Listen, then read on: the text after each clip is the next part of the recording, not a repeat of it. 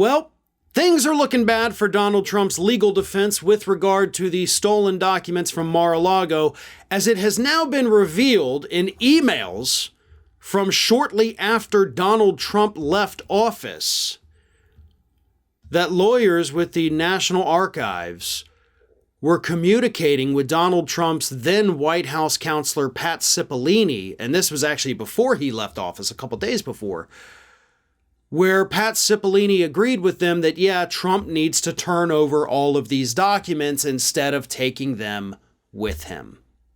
Now, of course, Cipollini was no longer in power once Donald Trump left office on January 20th of 2021, but he still maintained that, yes, Trump should give them back. And of course, acting as the lawyer for the President of the United States, telling the National Archives that, yeah, he can't have these things. He needs to give them back to you. You own them, not him. That's just another nail in the coffin at this point, folks.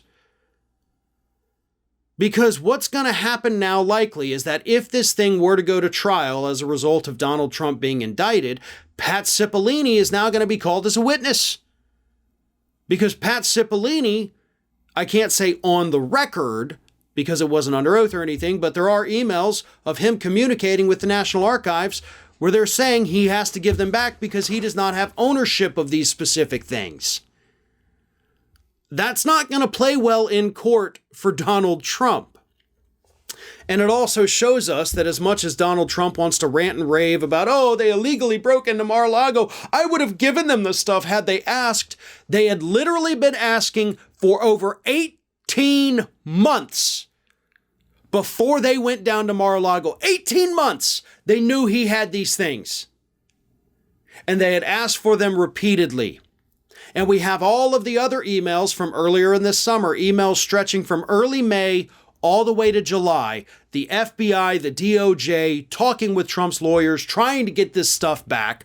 But it wasn't until they saw the surveillance footage, so God only knows what that showed. But once the DOJ saw that surveillance footage, they thought, oh God, we've got to get down there and take these things right now. No more back and forth, no more playing nice. Something on that tape told them they had to get down to Mar-a-Lago and get those documents back.